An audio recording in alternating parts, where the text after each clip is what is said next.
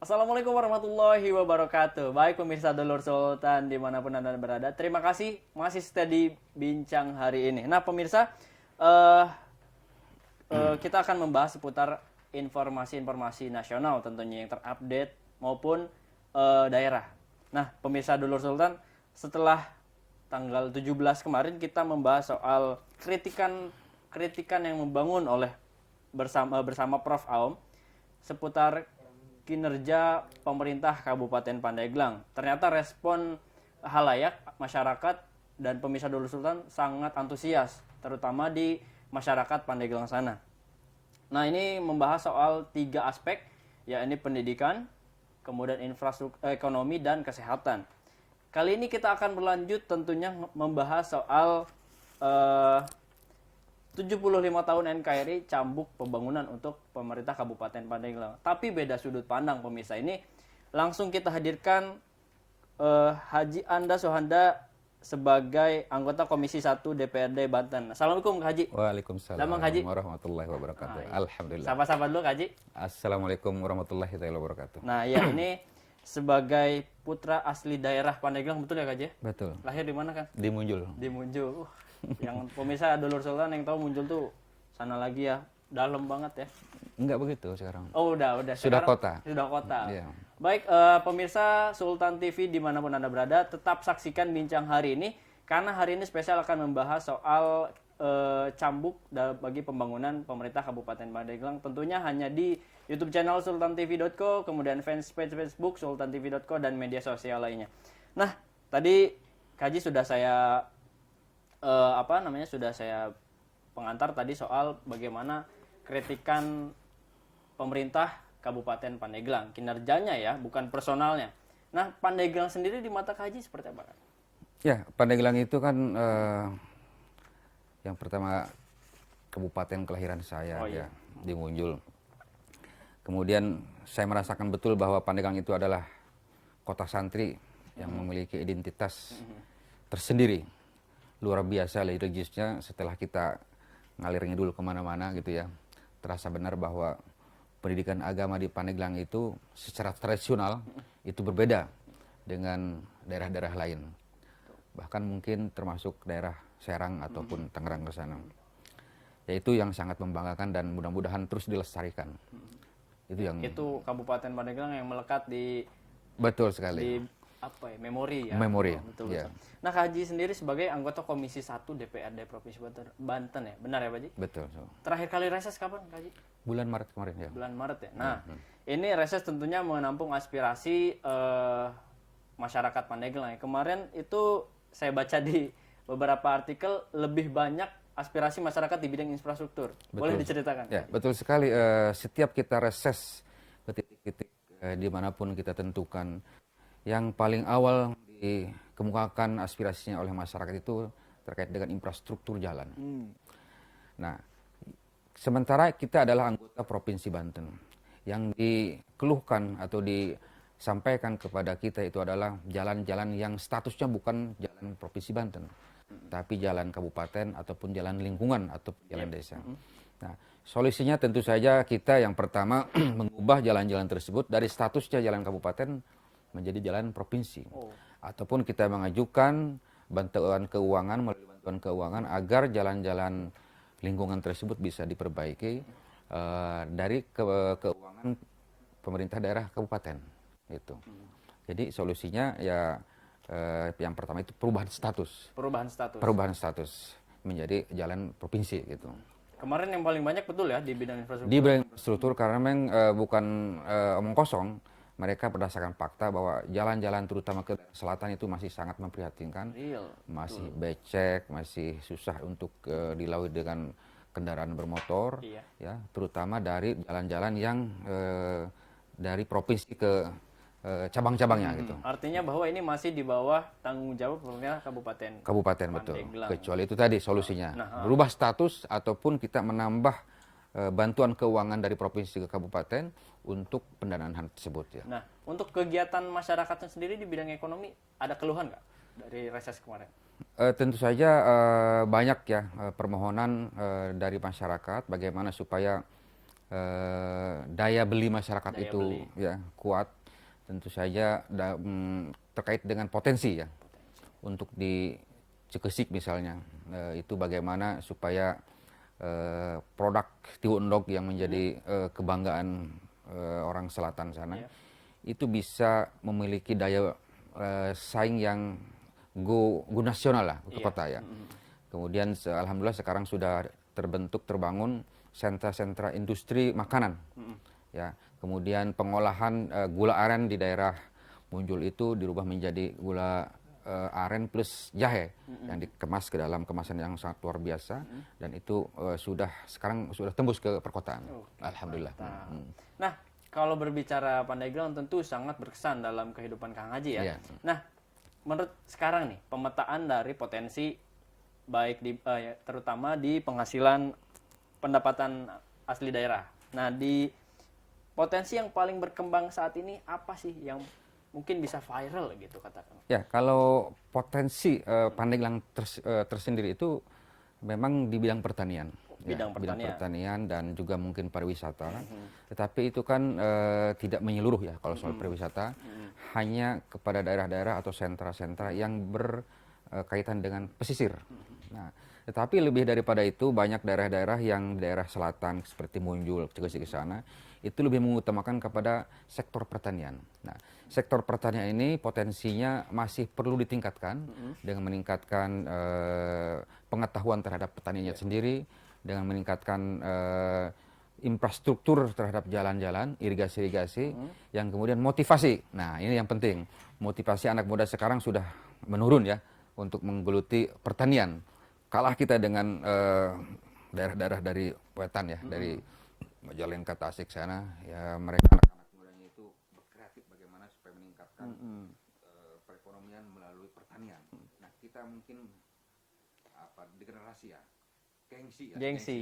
Lebih banyak petani-petani yang ke kota yang padahal mereka belum siap untuk bersaing di kota. Betul. Tapi memang secara identitas Pandeglang di mata Provinsi Banten juga masih sebagai penghasil tani yang tinggi ya. Betul sekali. Nah, dengan adanya ke depan harapan kita adanya jalan tol mudah-mudahan, kemudian adanya pemungsian kembali rel kereta api, kan? Itu harapan besar bagi kita. Mudah-mudahan itu perekonomian akan berimbas juga kepada kemajuan Kabupaten Pandeglang di daerah selatan. Nah, kalau soal kenangan di Pandeglang nih, apa sih yang paling monumental lah bagi kehidupan Kang Haji sendiri? Ya, itu Pandeglang monumentalnya itu tentu saja yaitu pendidikan tradisional di bidang keagamaan yang sangat melekat. Seperti yang tadi ya. Seperti yang sudah saya katakan tadi, bahwa Pandeglang itu adalah kota santri. Nah, itu iya. sangat terasa sekali gitu ya. Dan itu mudah-mudahan terus diabadikan. Nah, Kang Haji, kemarin ada Prof. Aom sebagai rektor Unila yang mengkritik bagaimana kinerja dari Pandeglang sendiri. Nah, nanti kita akan membahas soal ini, tapi kita break dulu ya, Kang Haji. Minum aja dulu, Kang Haji ya. Nah, pemirsa jangan kemana-mana, tetap di Bincang hari ini.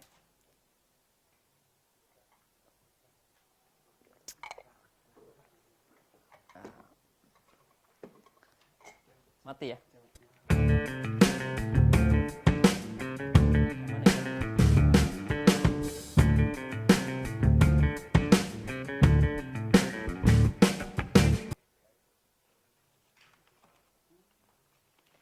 Kemarin kritikan itu kumuh kali Pandeglang itu. Oh, betul. Itu ditanya.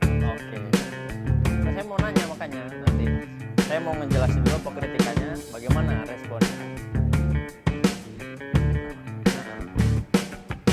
Jawab itu.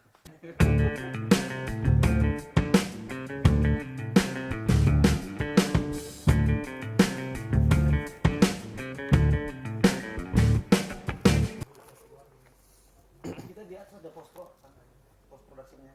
Jadi di atas tuh ada hall untuk di sini ada plastiknya dia. Coba cek.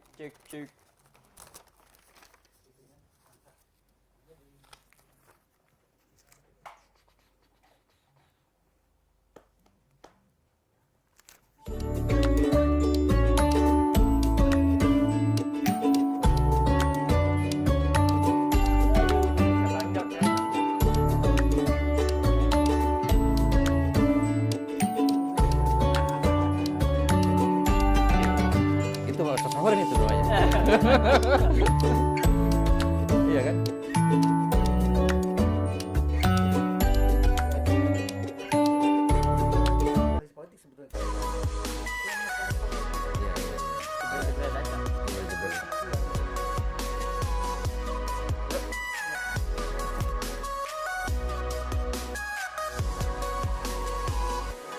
1, 2, 3.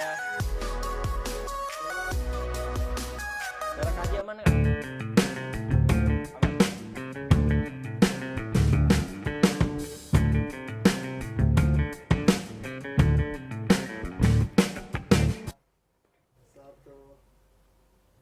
Baik pemirsa, Sultan TV masih bersama saya Agus Maulana di Bincang hari ini. Terima kasih. Kita masih membahas soal kinerja pemerintah Kabupaten Pandeglang, tentunya kinerjanya, bukan itu personalnya. Kita masih bersama dengan Kang Haji Anda Suhanda, anggota Komisi 1 DPRD Provinsi Banten. Nah, Kang, tadi saya sudah bertanya soal kemarin Prof. Aom sebagai Rektor Unila Universitas Lampung mengkritik bahwasanya ada 3 aspek yang harus difokuskan, refocusing bilangnya, soal pertama pendidikan, kemudian di bidang kesehatan, dan yang paling miris adalah infrastruktur. Katanya Pandeglang belum layak disebut kota, masih kumuh, kata jalan-jalannya masih becek dan lain-lain. Bagaimana tanggapan selaku putra daerah ini?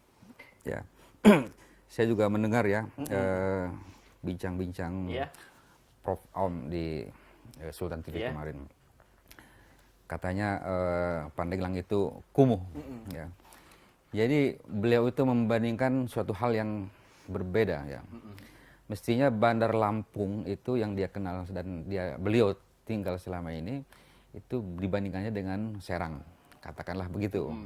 Karena sama-sama ibu kota provinsi. Tetapi kalau Pandeglang itu tidak bisa dibandingkan dengan Bandar Lampung ya, sebagai ibu kota Lampung ya. Dan saya sih mungkin setuju saja dengan sebutan kumuh. Tetapi sesungguhnya saya katakan kita patut bersyukurlah ya bahwa Pandeglang itu sekarang sudah jauh ya dibandingkan dengan katakanlah tahun 90-an aja ketika kita masih sekolah di sekolah menengah atas. Untuk menjangkau kota itu dulu masih sangat susah ya kan. Tapi alhamdulillah sekarang jalan-jalan terutama jalan provinsi sudah nyambung. Dari Pandeglang ke Cikotok ya sudah nyambung. Ke Picung, ke Munjul, alhamdulillah sudah nyambung. Cuman tinggal PJU. Dan PJU ini sudah kita usulkan ke pemerintah provinsi untuk segera dibangun PJU-nya ya melalui Simral kemarin untuk pokok-pokok pikiran kita. Sekali lagi kalaupun misalnya itu di Pandeglang masih samrawut ya di daerah pasar, itu memang juga dipengaruhi oleh karakteristik penyelenggara pemerintahan kita yang tidak punya ketegasan. Oh, masih ada keterikatan. Keterikatan. Jadi, pakai karena serba dulur ya kan, mau ditegas gimana ya kan. Ya, paciuh lah. Yang padahal kalau kita melihat ya kepada ketegasan yang diberikan oleh pemerintah. Saya pernah di Arab Saudi lama gitu ya. Nah, ini pemirsa. Ya. Jadi, saya pernah di Arab Saudi itu lama, jadi saya melihat bahwa tata kota di sana itu memang harus tegas. Baladiah itu harus tegas, tidak pandang bulu. Mau dulur, mau benantu, mau metoha, ya, yang jualan di pinggir jalan itu sikat. Karena itu apa ya, bikin kota kumuh. Ya, kaki-kaki lima yang jualan tanpa tahu peraturan itu memang pemerintah harus tegas melalui baladiah kalau di Arab Saudi. Ya mungkin di kita Satpol PP itu. Ini yang belum bisa ditegakkan oleh pemerintah baik kabupaten maupun provinsi. Baik pemirsa, jika Prof. Aom kemarin membandingkan antara Bandar Lampung dan Pandeglang, kali ini saya ingin menanyakan. Jadi Kang Haji Anda ini sudah 25 tahun ya, Kang? Saya 25 tahun jadi pegawai negeri di Saudi Arabia di Kementerian Kesehatan. Bukan jualan kurma pemirsa. Jadi real di Real, sana ya. mengabdikan diri ya. Ya, Jadi bagaimana refleksi dari kota di sana dan di sini tadi selain yang disebutkan dengan ada unsur darah, misalkan saudara dan lain-lain, apalagi yang mungkin bisa diterapkan di Pandeglang dan itu relevan gitu dengan kondisi hari ini, apa? Ya, kalau di Arab itu memang kan pertama penduduknya sedikit. Iya. Ya. Kemudian finansialnya itu cukup, ya. Anggaran untuk mengurus pemerintahan itu cukup. Kemudian segala sesuatunya disuplai, ya. Walaupun mereka itu kerajaan gitu, berbeda dengan kita yang republik ya. Oleh karena itu tidak ada permainan komunikasi terlalu banyak antara masyarakat dengan penyelenggara. Mereka yang penting aman, dijamin segala sesuatunya. Nah, termasuk di dalam hal penegakan hukum. Itu sebenarnya banyak potensi yang bisa diambil oleh pemerintah daerah melalui propaganda, iklan-iklan yang dibuat oleh para pelaku usaha pajak reklame. Oh. Jadi jangan salah nih ya, di Arab Saudi itu selain minyak adalah pajak reklame pemasukan Paling besar. paling besar. Jadi setiap space yang digunakan oleh pelaku usaha itu dipajak. Income-nya besar kan? Income-nya buat pemerintah. Itu yang belum kepikiran dan saya kira positif sekali kalau kita melakukan studi banding. Nah, Ya. iya.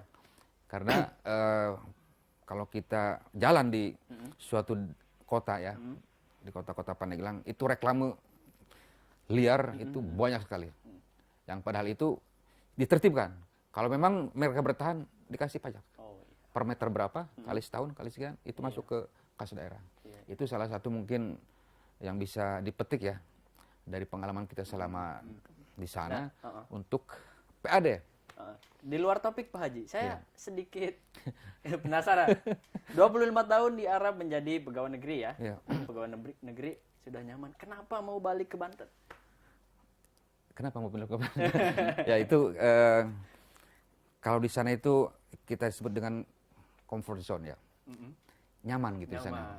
Tapi kan kita juga ingin ada perubahan gitu kan, ingin ada perubahan nasib. Kita ingin dekat dengan sanak saudara. Dan kita juga ingin membantu berpartisipasi untuk pembangunan di Banten sini. Ya. Oke. Jadi mungkin kita sedikit bisa berinteraksi untuk kemajuan Banten ini. Betul, betul. Nah, tadi kita balik lagi ke kritikan yang disampaikan oleh Prof. Abu ini menyebutkan ada 3 aspek. Ya. Pendidikan, kesehatan, dan ekonomi. Sedikit tadi sudah disentuh soal infrastruktur. Bagaimana kondisi pendidikan di Pandeglang yang saat ini relevan? Gitu. Ya, pendidikan di Pandeglang sebenarnya Pak baik ya menurut saya. Baiknya apa? Rata-rata ya orang Pandeglang itu pinter-pinter gitu. Mohon maaf ya. Iya. Ya anak-anak luar gitu ya. 25 tahun di Arab. Ya, artinya anak-anak muda di Serang di sini juga banyak yang berasal dari Pandeglang. Betul.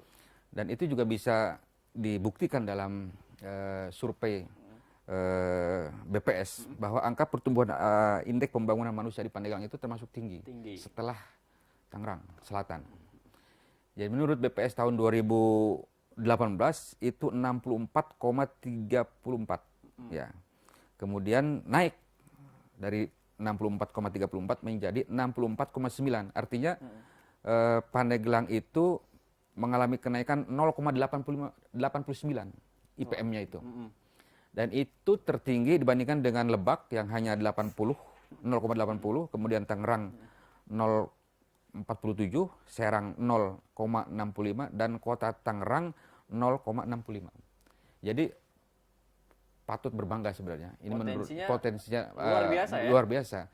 Itu setelah Tangerang Selatan. Dan ini masyarakat dan pemirsa Sultan TV perlu tahu juga bahwasanya IPM di Pandeglang tidak tertinggal. Tidak tertinggal. Justru bagus. Malah bisa bersaing. Untuk IPM untuk bagus. Pertanyaan selanjutnya, mengapa masih bisa dikategorikan tertinggal? Sebenarnya saya juga perlu bertanya atas dasar apa yang mengatakan bahwa Pandeglang itu tertinggal. Jadi kalau ada yang, Pandeglang masih tertinggal, dibalikin lagi tuh. Iya, atas dasar apa Pandeglang tertinggal? Kan IPM itu atas dasar indeks pembangunan manusia itu kesehatan, ya kan, kemudian pendidikan dan ekonomi, daya beli masyarakat. Daya beli. Ya, kalau daya beli masyarakat itu mungkin masih harus perlu dibenahi karena memang ya sudah takdir ya Pandeglang itu di selatan gitu.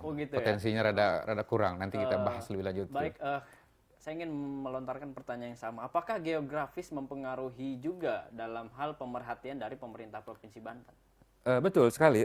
Makanya kita sebagai anggota dewan di provinsi selalu mendorong pemerintah provinsi untuk pembangunan itu ke daerah selatan ya, adanya pemerataan ke daerah selatan. Itulah yang disebut dengan sentra-sentra di pesisir, kemudian di pantai-pantai selatan itu potensinya luar biasa. Ya. Oleh karena itu kami mendorong pemerintah Provinsi Banten untuk mendorong agar pembangunan lebih banyak di ke selatan itu. Untuk di bidang eksekutif sendiri di Pemprov ada fokus ke sana nggak? Program apa sekarang yang Betul, kita ada dewan-dewan dari selatan ya, dari Gerindra Pak Ade Hidayat, kemudian saya dari Gerindra juga, kemudian Pak Ip Makmur dari PKS, kemudian Ibu Ning Hazuleha dari P3, itu semua dari selatan. Kita selalu mendorong supaya pembangunan diarahkan ke Jadi ada daerah selatan. forum ya, Ya, forum ada khusus selatan, ya. masyarakat selatan gitu. Ya. Terakhir reses ke sana, ke depannya reses ke sana ke selatan kapan, Haji? Bulan Maret itu, ya kita ke Cikesik. Maret ke Cikesik Ke Cikesik, ya. Dan biasa infrastruktur yang Ya, dikeluhkan. infrastruktur, kemudian pelatihan-pelatihan. Oh, pelatihan. Pelatihan-pelatihan bagaimana supaya mereka itu punya kemampuan atau skill yang bisa mereka andalkan.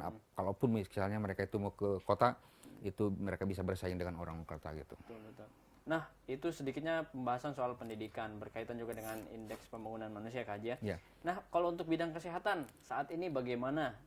Termasuk mungkin untuk bidang kesehatan penanganan COVID-19. Ya, kalau bidang kesehatan kan itu indikatornya adalah angka kematian ibu pada saat melahirkan, kemudian angka kematian bayi pada saat melahirkan, kemudian gizi masyarakat, kemudian harapan hidup ya. Saya kira yang berkaitan dengan angka kematian ibu pada saat melahirkan itu sudah menurun. Ya, bagus sekali. Karena penyuluhan ataupun program pemerintah untuk memberdayakan bidan-bidan desa itu sudah bagus ya. Kemudian penyuluhan agar setiap persalinan itu jangan sampai kepada paraji yang tidak terdidik ya. Itu lebih baik ke bidan ataupun pelayanan kesehatan.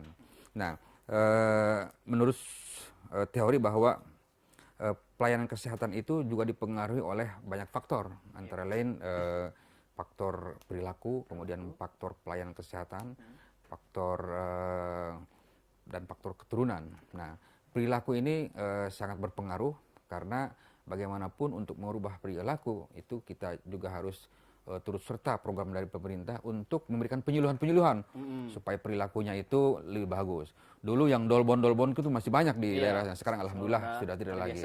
Ya, kemudian pelayanan kesehatan di setiap puskesmas sekarang sudah ada pelayanan, bahkan ada 16 pelayanan puskesmas perawatan itu akan membantu jangan sampai ada kematian yang apa ya, kalau memang itu yang tidak sia-sia ya. Kalau soal kematian kan takdir, tapi kalau misalnya mati karena diare atau kolera itu kan itu bisa diatasi sebenarnya ya karena penanganan aja. Jadi oleh karena itu sekarang pelayanan kesehatan dengan banyaknya bidan-bidan ke daerah, bidan di desa, perawat-perawat masuk desa itu sudah lebih baik saya kira. Kemudian di bidang ekonomi, bagaimana Kang Haji sejauh ini? Bagaimana dari gerakan sosial, gerakan kecil dari masyarakat, berarti UMKM kalau berbicara kegiatan ekonomi. Bagaimana kondisi di Pandeglang? Ya, kalau berbicara dengan potensi ekonomi di Pandeglang, itu memang kita kembalikan kepada mungkin strategi SWOT ya. SWOT artinya strength, artinya kekuatan.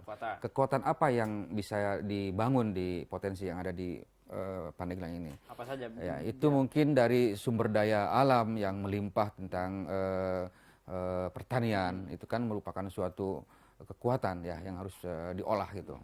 Dan kemudian weakness-nya ini, kelemahannya mungkin karena yaitu belum banyaknya potensi yang digali ya, karena mungkin daerah geografis ya. Geografisnya ini tentu saja karena sekarang infrastruktur yang masih sedang berjalan dan mudah-mudahan pembangunan tol ya Pandeglang Serang Panimbang itu berjalan, kemudian juga pengungsian kembali kereta dual kereta itu ya itu akan membantu transportasi sehingga geografis itu tidak ada lagi batas sebagai kelemahan. Dan kemudian opportunity. Nah, opportunity yaitu bagaimana supaya kelemahan ini menjadi kelebihan. Itu dengan adanya pembangunan transportasi itu. Ya. Kemudian sedangkan ancamannya itu ya kita harus sadar diri bahwa kita itu juga harus terus berjuang, ya, terus berjuang untuk menghadapi pembangunan ini. Sama-sama. Iya, harus sama-sama. Berarti untuk saat ini apa yang bisa dilakukan masyarakat terkait 3 hal itu tadi, pendidikan, ekonomi, dan kesehatan, 3 hal itu ya. Dan apa yang bisa dilakukan pemerintah? Saya kira yang dilakukan pemerintah adalah optimalisasi ya terhadap potensi-potensi program-program yang sudah berjalan itu harus lebih optimalkan lagi gitu aja. Gitu. Nah, bicara soal program tentu ada anggaran yang terkuras. Ya. Nah, Kak Haji, ini sempat juga dilontarkan oleh Ibu Bupati yang saat ini masih menjabat, Ibu Erna, soal bagaimana PAD, katanya kan kita tidak bisa melaksanakan beberapa program atau taruhlah terhambat karena PAD-nya yang kurang. Bagaimana potensi PAD di Pandeglang sendiri sebenarnya? Ya, memang postur anggaran di setiap kabupaten itu 80% adalah dana perimbangan dari pusat. Dan hanya sedikit ya asli daerah, pendapatan asli daerah itu. Nah, untuk meningkatkan PAD itu sendiri memang tergantung daripada potensi-potensi yang ada di daerah masing-masing. Nah, kita sebagai daerah yang katakanlah dulu masih terbelakang ya Pandeglang, dan sekarang alhamdulillah itu yang pertama memberdayakan setiap potensi ya yang ada di daerah sendiri melalui MKM, kemudian melalui ada yang dikemukakan oleh para pakar bahwa mempersatukan potensi-potensi supaya misalnya ibu-ibu itu bagaimana supaya bisa menghasilkan nilai ekonomis ya, maka mereka itu harus berkolaborasi ya. Betul. Kemudian barangkali yang paling pas itu juga kita sebagai orang Pandeglang jangan terlalu a priori dengan investor ya, karena investor ini adalah merupakan solusi untuk mengurangi pengangguran dan solusi untuk menambah pendapatan dan daya beli masyarakat. Dan mudah-mudahan dengan dijadikannya Panimbang kemudian KIK ya, KIK itu akan menjadi harapan bagi kita Kabupaten Pandeglang untuk maju gitu ya, untuk maju. Dan tentu saja bagi pemerintah Kabupaten Pandeglang itu harus kreatif untuk melakukan pengajuan kepada pemerintah pusat untuk mendapatkan dana perimbangan baik itu DAK maupun DAU yang lebih banyak gitu. Betul. Terima kasih. Nah, berarti ngomongin soal anggaran juga ini soal PAD bermasalah itu, tapi kemarin Prof bilang bahwa ada role model yang bisa dibahas per segmen per aspek itu, dari pendidikannya, kemudian kesehatan, kemudian ekonomi secara detail. Nah, mungkin dari Kang Haji ada nggak role model program alternatif atau program kerja alternatif untuk menolong permasalahan-permasalahan itu, atau apa kira-kira yang bisa dilakukan hal yang terkecil? Ya, kalau misalnya berkaitan dengan pendidikan, itu memang kita harus upayakan bagaimana supaya pendidikan di Pandeglang itu maju. Ya. Pendidikan itu secara otomatis digariskan di dalam undang-undang harus 20%. Untuk mencapai 20% ini bagaimana? Sedangkan anggaran daerah itu sangat minim. Nah, tentu saja itu harus dengan jeli bagaimana pemerintahan daerah itu mengoptimalkan program-program yang sudah ada, kemudian dengan kreatif ya, mengusulkan kepada pemerintah supaya anggaran untuk pendidikan ini tercukupi, gitu kira-kira. Karena bicara soal pendidikan tadi, IPM udah naik nih ya, indeks pembangunan udah naik. Sayang kalau tidak digali lagi. Betul sekali, betul sekali. Terus kalau untuk bidang kesehatannya, role model apa yang bisa dilakukan dari hal ini terkecil? Mungkin ada puskesmas, unit pelayanan terpadu di mana gitu. Kalau di bidang kesehatan saya kira ya Kementerian Kesehatan sudah menjalankan programnya dengan baik ya. Di Pandeglang itu kurang lebih 16 puskesmas melakukan perawatan ya. Artinya itu menjadi pusat pelayanan kesehatan masyarakat yang terdepan untuk meningkatkan pelayanan kesehatan masyarakat. Nah, oleh karena itu cukup dengan mengoptimalkan program yang ada, berkolaborasi lintas sektoral dan lintas program antara pemerintah kabupaten dengan pemerintah kabupaten dan Kementerian Kesehatan. Iya. Nah, kalau untuk ekonomi, Kang Haji, terkait terutama infrastruktur, bisa nggak sih masyarakat itu tidak sangat bergantung pada kinerja pemerintah kabupaten, berdikari lah istilahnya, bisa nggak masyarakat itu? Sebenarnya tidak mungkin seperti itu, karena bagaimanapun pemerintah kabupaten lah yang berhubungan langsung dengan masyarakat gitu. Saya kira justru keberadaan pemerintah kabupaten itu sangat penting Nah, untuk menyentuh dengan masyarakat langsung di Kabupaten Pandeglang. Nah, balik lagi kepada infrastruktur yang Ya. memang kemarin di reses juga aspirasi paling banyak itu soal infrastruktur ya. Tapi paling banyak itu jalan rusak, taruhlah rusak di daerah mana saja, Kak Haji? Jalan-jalan rusak itu yang terutama sambungan dari jalan provinsi ya ke pelosok-pelosok. Di kecamatan mana Di saja? kecamatan, terutama di Kecamatan Patia, di Kecamatan Munjul, di Kecamatan yang paling parah itu di Kecamatan Sineng Resmi, Kecamatan Angsan itu parah-parah semua. Ya, saya kira dimohonkan kepada Ibu Bupati Kabupaten Pandeglang melalui bantuan keuangan itu segera memperbaiki jalan-jalan yang parah tersebut. Ya. Kalau masyarakat soal kinerja, pernah nggak mengeluhkan soal kinerja pemerintah kabupatennya kemarin pas reses? Selama ini ya memang sama-sama tahu lah ya. Sama-sama tahu ya? Sama-sama tahu bahwa setiap kepemimpinan itu pasti ada kelemahan dan kelebihan. Ya kita sebagai anggota dewan tentu saja mendorong kepada pemerintah Kabupaten Pandeglang untuk mengoptimalkan program-program yang sudah berjalan, kemudian peka terhadap aspirasi-aspirasi yang timbul dari masyarakat. Jadi bagaimanapun tidak hanya mengembangkan sensasi-sensasi politik, tetapi juga menjelaskan masalah-masalah yang real ada di masyarakat itu. Nah, Kak Haji, kita ngobrolin soal Pandeglang nggak ada kaitan sama pilkada serentak ya, Pak J? Kita murni memang ingin membahas soal Pandeglang saja. Soal Pandeglang, betul. Bersama asli putra daerah ya. Betul. Jadi ini nggak ada kaitan sama pilkada serentak ya, Ya, Kak J? sekalipun ada kaitannya nggak ada masalah. Oh gitu ya, sekalipun ada kaitan tidak ada masalah. Baik, setelah ini kita akan membahas soal bagaimana kesiapan di pilkada serentak di Kabupaten Pandeglang. Tapi sebelum itu kita rehat sejenak.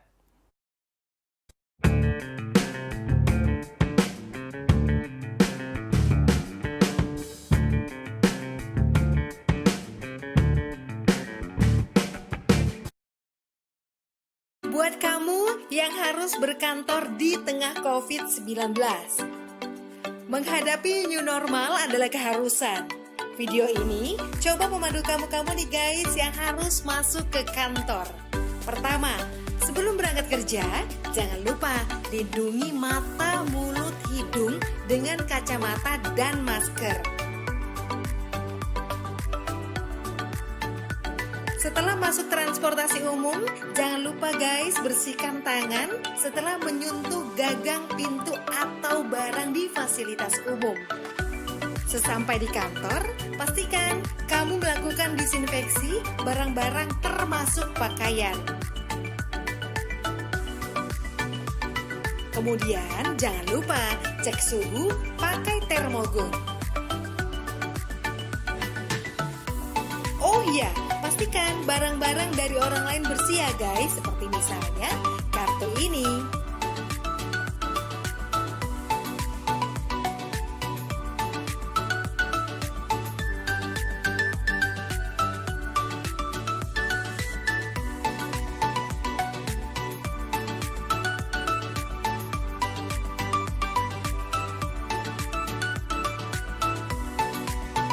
Nah, saat menekan tombol lift, tidak menggunakan jari, melainkan pakai siku.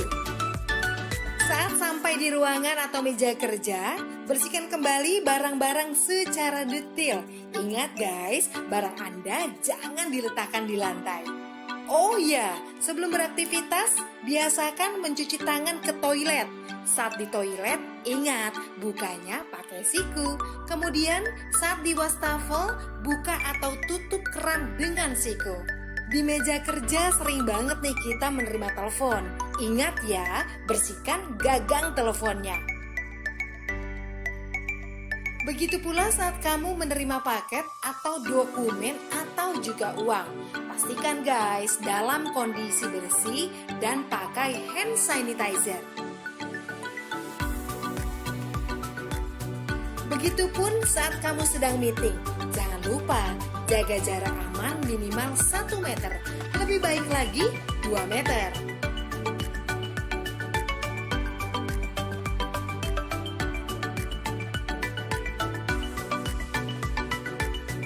Ya, lagi zaman new normal begini, lebih baik kamu bawa makanan sendiri. Dan pastikan pantry bersih. Pastikan juga tim cleaning service membersihkan secara berkala mulai dari barang-barang di dapur seperti microwave, handle kulkas, meja makan, botol-botol, pokoknya semua deh. Nah, giliran mau pulang, semprotkan disinfektan meja dan alat tulis dan semua peralatan yang sudah dipakai. Saat sampai di rumah, ingat ya guys, biasakan membuka dengan siku. Pastikan sepatu kita tetap bersih dan letakkan sepatu kita di rak tertutup. Lainnya, jangan langsung peluk keluarga di rumah. Cuci tangan dulu, mandi, dan bersihkan barang-barang yang dibawa saat kita kerja. Ribet banget sih ya guys, tapi kita mesti biasakan dengan new normal ini, biar kita tetap bisa bekerja dan selamat.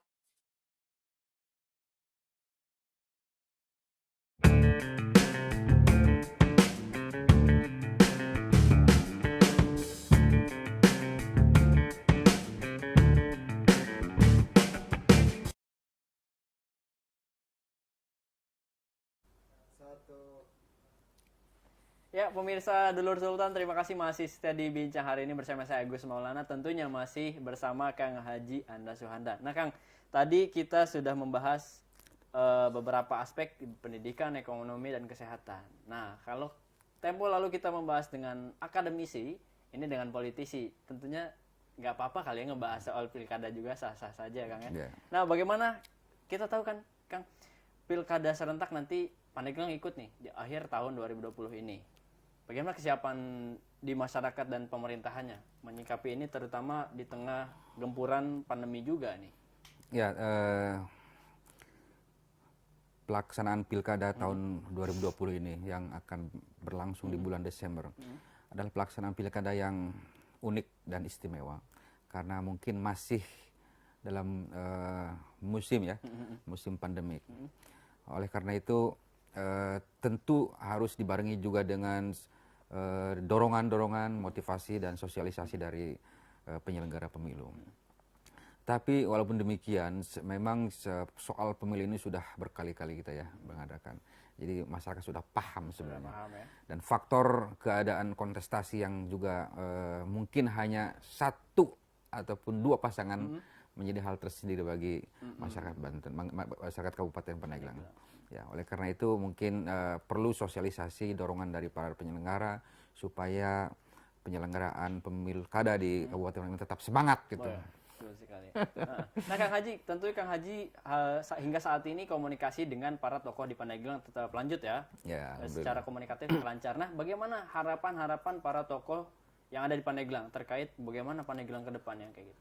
Ya, kita berharap dengan kontestasi pilkada di tahun 2020 ini akan terlahir pemimpin yang visioner ya, yang bisa mengakomodir potensi-potensi yang ada di Kabupaten Pandeglang.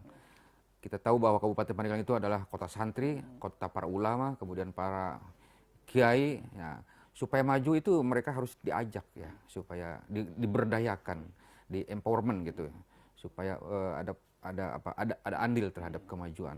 Dan saya kira pemimpin yang akan berhasil di Kabupaten Pandeglang itu adalah pemimpin yang bisa menggayat potensi tersebut, memperdayakan para santri. Nah, ini ada unik perspektif yang saya masih ingat dari Prof. Aum, kata Prof. Aum, demokrasi saat ini masih caruk marut, Kang Haji katanya. Yeah. Saya sendiri selaku rektor tidak sanggup jika kontes di Pandeglang katanya, karena perlu banyaknya dukungan dan istilahnya ada hal-hal materi yang harus saya dapatkan. Bagaimana tanggapan Kang Haji soal perspektif itu? Ya, kalau ada tokoh yang mengatakan begitu, itu sebenarnya apa ya? Keok sebelum macam gitu ya. Layu sebelum berkembang gitu ya. Jujur, kos untuk pilkada itu pilkada itu luar biasa. Jadi sudah bisa ditebak jawabannya itu sebenarnya faktor finansial. Ya kan? Bagaimanapun kos untuk bersosialisasi dengan partai, dengan masyarakat itu juga luar biasa. Jadi keadaan sekarang belum jelasnya siapa calon pesaing daripada petahana juga kan. Mungkin masih karena faktor itu mungkin. Pangsa pasar masih ini ya sangat luas sekali. bursanya istilahnya. Iya. Nah, tentunya pilkada serentak sangat menyentuh dengan langsung ya kepada masyarakat selaku pemegang kekuasaan tertinggi di masyarakat. Nah, perlu nggak sih sejauh ini pendidikan politik di masyarakat Pandeglang? Ya, saya kira pendidikan politik harus tetap terus ya digalakan, terutama oleh pihak-pihak yang berwenang ya, pihak Bawaslu, pihak pemerintah, Kesbangpol, itu tetap harus terus digalakan supaya keikutsertaan masyarakat terhadap pemilu ini tetap tinggi di dalam situasi COVID yang mungkin ada risiko-risiko dan akan ada mungkin peraturan yang baru bagaimana menghadapi pemilu di era COVID ini. Tapi kalau saya ingat selentingan dari Bawaslu Banten, bahwasanya yang harus melakukan pendidikan politik itu ya partai politik sendiri. Bagaimana tanggapan dari fraksi Gerindra? Ya, pasti itu akan dilakukan oleh partai politik. Karena bagaimanapun setiap partai politik itu punya garis yang harus dijalankan oleh seluruh kader sesuai dengan instruksi dari partai masing-masing. Ya. Ya. Berarti sejauh ini masyarakat perlu juga mungkin dan partai politik juga siap untuk turun ke lapangan melakukan pendidikan politik. Itu jadi kewajiban ya Kang ya? Kewajiban. Nah, bagaimana sih kriteria pemimpin yang diharapkan secara pribadi nih dari Kang Haji, apa saat ini masyarakat Pandeglang butuh pemimpin seperti apa? Ya, seperti sudah berkali-kali saya kemukakan bahwa Pandeglang itu adalah hakikatnya kota santri ya. Kontestasi santri-santrinya Banten itu adanya di Pandeglang. Jadi pemimpin yang akan berhasil adalah pemimpin yang bisa empowerment potensi-potensi santri tersebut. Yaitu pemimpin yang punya visioner ya, dengan melibatkan potensi-potensi santri tersebut. Bagaimana supaya Pandeglang itu bisa maju ke depan. Apalagi sekarang akan ada pembangunan jalan tol ya, Serang Panimbang, yang itu merupakan akan menjadi lonjakan nilai ya bagi pembangunan Pandeglang.